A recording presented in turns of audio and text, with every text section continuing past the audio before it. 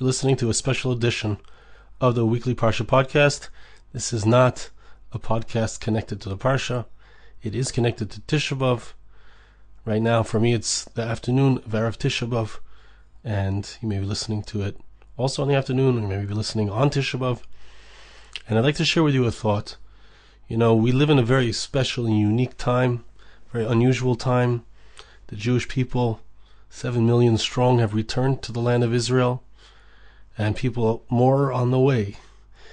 And as we look at what's going on, and as we look at the ikfis of the Mashiach, the way that the footsteps of Mashiach are being heard, and they're getting louder and more resounding.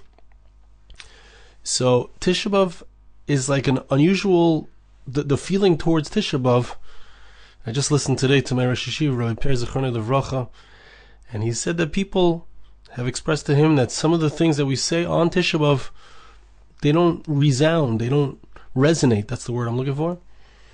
And some of the kinnis and the destruction that we talk about, you know, Yerushalayim, you walk into Yerushalayim, you walk into the old city, you can walk to the Kaisel, you can see that the Jewish people have returned. And there's so much, we have so much more than we've ever had in the last 2,000 years. There's so much Torah, there's so much being learned, and we're definitely headed in a very good direction. So what does Tisha B'av look like? How do we think about Tisha B'av? We don't have a Beis HaMikdash that we know, but how do we relate to this? And I'd like to share with you something I came across as I was looking around for what I'm going to say for the Parsha. I came across something which is very nogeh, touches very much onto what Tisha B'av is about. It's a pasuk in Shir Hashirim, and the pasuk expresses the following. Moshcheni acharecha narutza, you know, this is what we're missing. Shir Hashirim is the love song of the Jewish people, so it's the inverse of Eicha. Eicha is about how we are so far away from Hashem. We say, Hashivenu Hashem Elecha v'nashuva, bring us back to you so we can come back. But we have a similar pasuk in Shir Hashirim, which is the love of Hashem for us at its highest point by Shlomo Melech, King Solomon, who built the first temple. Moshcheni acharecha narutz, the verse is in the first chapter of Song of Songs, verse 4. Draw me after you, I will run after you. Heviani HaMelech Hadarav, the king brings me into his innermost chamber. Nagila v'nesmechabach, we will rejoice and we will sing song to you. We express the fact that we want a relationship with Hashem, and we don't want anybody else. We don't want anything else. We're not running after our physical reality. We're not running after success. We're not running after hedonism and anything. The Western culture, liberalism, etc., atheism. We only want one thing. We want a relationship with you, Hashem. That's expressed in this pasuk, and that's something that we need to feel on Tisha B'av. We don't have that relationship that we so desire, that we so yearn for with Hashem. Our prayers are empty. Our souls are empty. Our feelings are empty. There's a lot to think about of what has happened over the last 10 months, and how that makes us feel. But it's very easy to get caught up in Tisha B'av and reading stories, perhaps about the Holocaust and perhaps about what went on October 7th, etc. But what we're missing, this is really what I would like to bring out, and we're going to see it in the Medrash. But what we're missing is really our relationship with Hashem. Our relationship with Hashem is what's missing. Nagila v'nesmechabach, we want to rejoice with you, Hashem. We don't have a Beis HaMikdash. Maybe we have all the people around us. We have many brothers and sisters who are here in Israel. We have a country that's thriving and striving to be greater. There's a huge Baal Tshuva movement. People are interested in spirituality.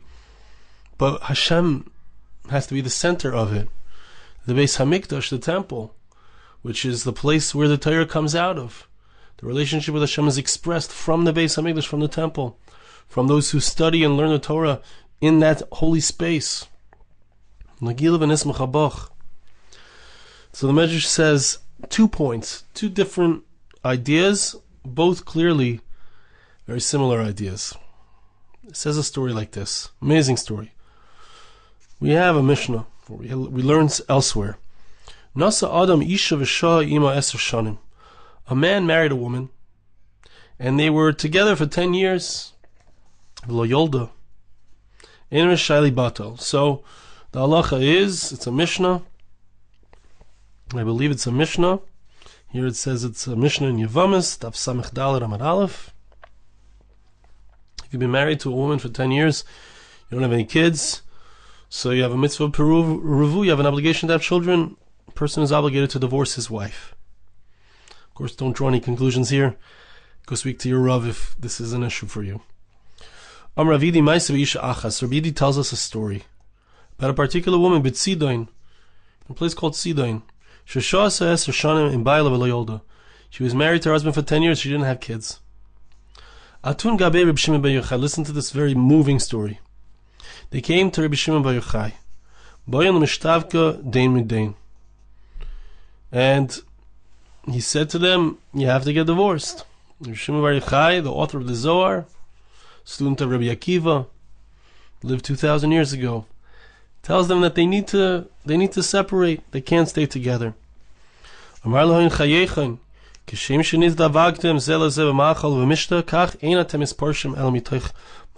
said to them, he saw that they were willing and ready to do that they were willing to separate. If the Torah says to do it, that's what they got to do. So he says to them, you made a tremendous su'udah, a festive meal when you got married.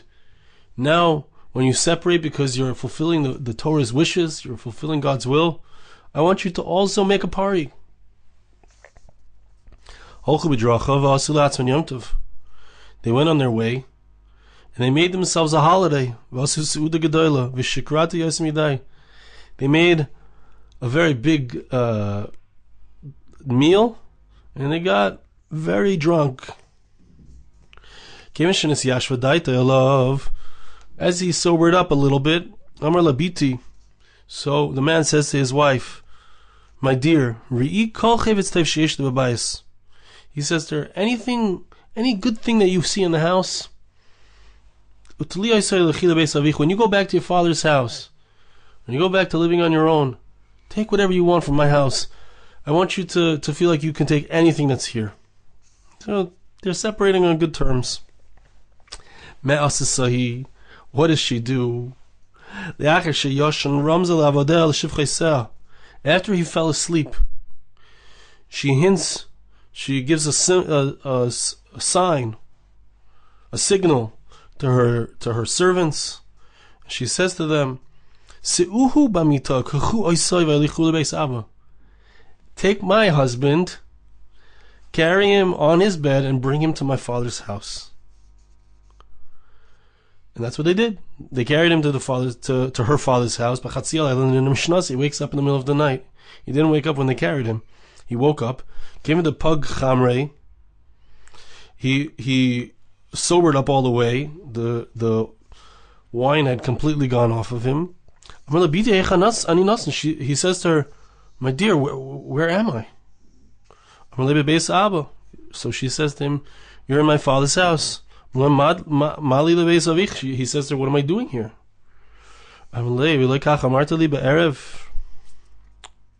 She says, isn't this what you said to me in the evening? I say.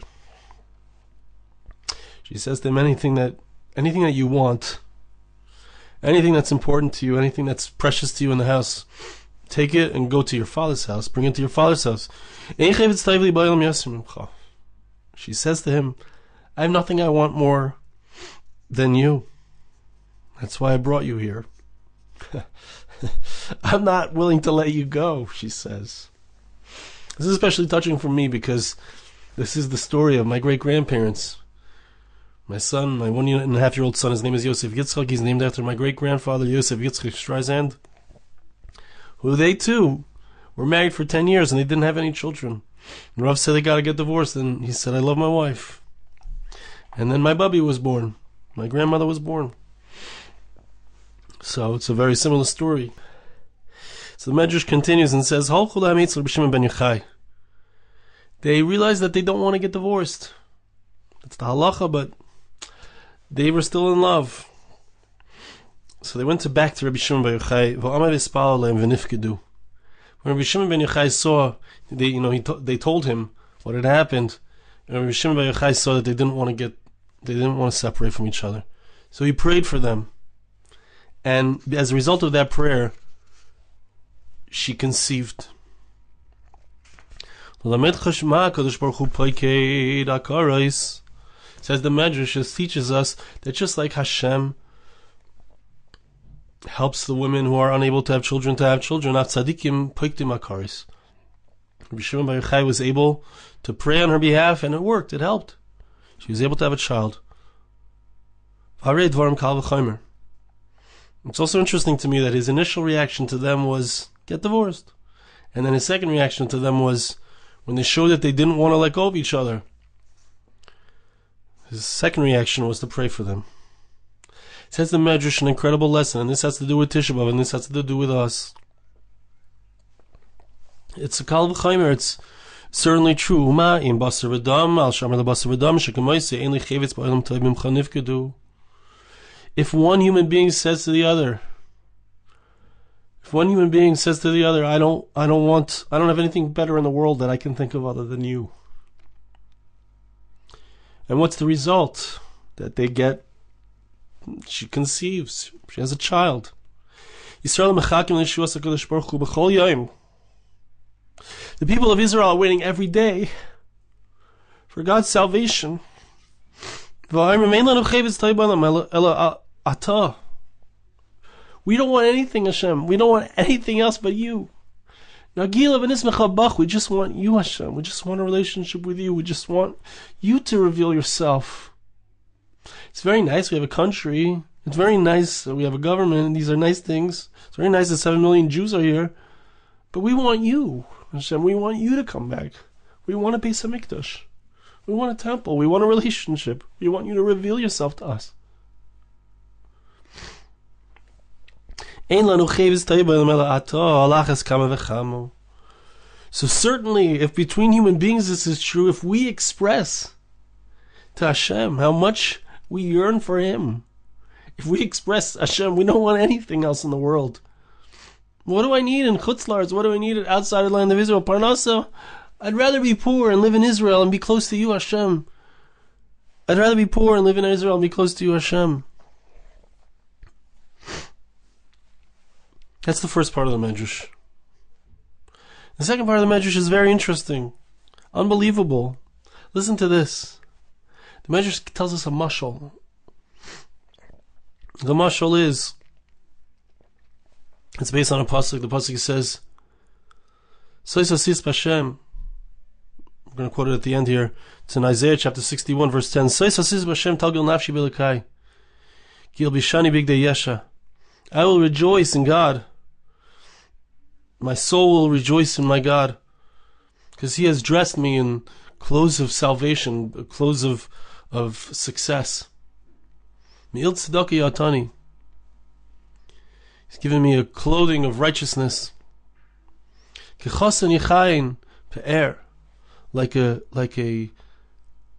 groom, like a priest with unbelievable splendor. And like a bride who's all dressed up in all of her beautiful clothing. Says the Medrash, another analogy, l'matrina. There was once a queen.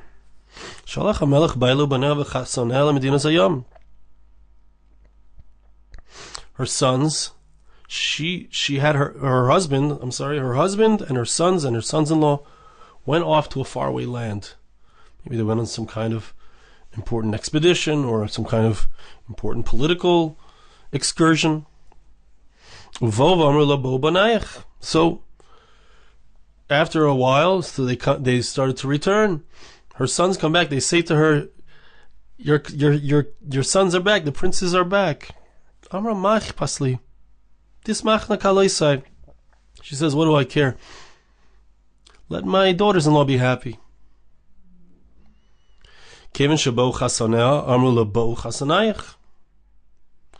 So when her sons-in-law returned, so they said to her, your sons-in-law have returned.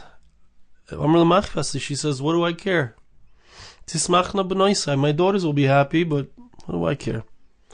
Amar Labah HaMelech Ba'aleich. They say to her, your husband, the king, has returned. Amar Hai Chedvasa Shlema. Chadu al Chadu. She says, now my joy is complete. Now I can rejoice. Or maybe even I can rejoice about the other things now that my husband has returned.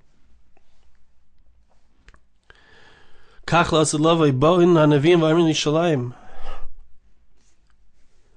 prophets come and they say to Jerusalem, Pasuk in Yeshaya Perek Samach, your children have returned from so far away. She says, that's nice. They've come back. 7 million of them have returned, says Jerusalem. But it's not it. The daughters have returned. And she says, okay. When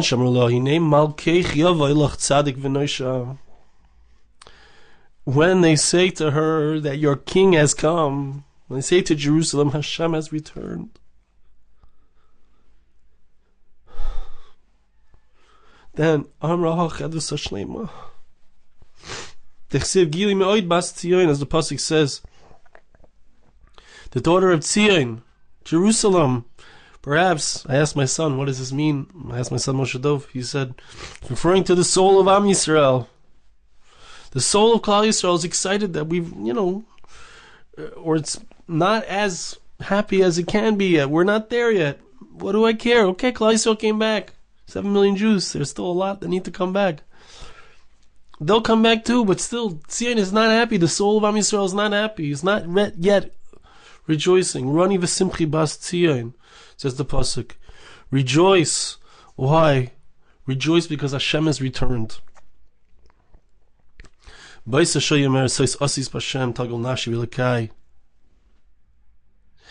Pasuk in Shirashim, Nagila v'nesmcha bach. I will rejoice in you, Hashem. Before Hashem explained, there's 2 psukim. One says, Nagila v'nesmcha b'shuasecha. We will rejoice in your salvation. There's another pasuk that says, Nagila v'nesmcha bach. It's not the same thing. I will rejoice in you, God. It's not the same thing. We are in the process. We are far into the process. 7 million Jews are living in Israel. But Tzion says, Jerusalem is still crying until the king returns. We are still crying. Our souls are still crying. Nagila v'nesmcha bach. Hashem, we want to rejoice in you. Hashem, we want to see your Shechina. We want to see your Beis HaMikdash. We don't want to see not the Kaichi V'Yatzim Yadi that we think that we can win. We want to see Hashem, you do it for us. We want to recognize that on April 13th, when the Iranians shot at us, that it was impossible that we would have such a level of success, 99%. That's not statistically possible. 99% of the attack was repelled. Not statistically possible. It was a huge nace. So we want to see that it's you. We want to know that it's you. We want it to be so clear. We want to see a Beis HaMikdash built. We want an end to the chasing after of those who are studying the Torah, of those who dedicate their lives to Torah. We want their children to be able to study and go to school, etc., without being stopped. We want a recognition from the whole world that it's all about serving you. We want to be able to be the people who rejoice just in you, who leave behind all of the other trappings, all of the physical trappings, and just say, hey, how can I come close to you, God? If it means moving to Eretz Yisrael, I'm going to do it. If it means leaving behind all of the successes of the physical world, I'm going to do it. Because all I want is you, Hashem. Like the woman said to her husband, like my great-grandfather said to his wife, all I want is you, Hashem. I don't need anything else. I don't need anything else from the house. I can't think of anything that I want to take from this house except for you. I can't think of anything that I want in this world, Hashem. Halavai, we should be able to say. I can't think of anything else in this world that I would like to have other than a relationship with you, my God. So I want to bless you and ask you to bless me. Hashem should help us. We should have this feeling. We should have this sense. We should, realize what it's about. This is about a relationship with Hashem. This is about a relationship with a God who loves us and wants us to come back and wants to be paiked us. It's very interesting, that mashal. Just like the woman, he's paiked. Now she conceives. Ham Yisrael also is waiting for the moment when we start to conceive. We start to give out the real fruits into the world. We start to be the nation we're meant to be, in a spiritual sense. The leaders of the world that we're meant to be. Hashem should help us to be that. Hashem should help us to be able to refocus and remember. And I say this one more time. I said it before, but I want to say it again. Tisha B'av is a day when we remember that we don't have a Beis HaMikdash. Tisha B'av is a day that we remember that we're disconnected from God. And all the things that happen, whether it's October 7th, or whether it's a Holocaust, or whether it's a pogrom, or whether it's the Inquisitions, or whether it's the destruction of the temple, or whether it's the fact that we cried and we didn't come into the land of Israel for 40 years and we should have. All these things are just about one thing. And it always has to come back to this. We are missing our relationship with Hashem. We don't have it. We're missing it. So I bless you and ask you to bless me that we should be able to remember this, recognize this, use the opportunity of Tisha B'av to reconnect. And hopefully by showing Hashem that we only want Him. We only want Him. Hashem should bless us that this Tisha B'av should be a joyous Tisha B'av. It should be a Tisha B'av when we indeed are back inside of His Chotzer, back inside of the courtyards of the Holy Temple, back connected to Him, to His Torah, and having a real relationship with Him. Thanks so much for listening.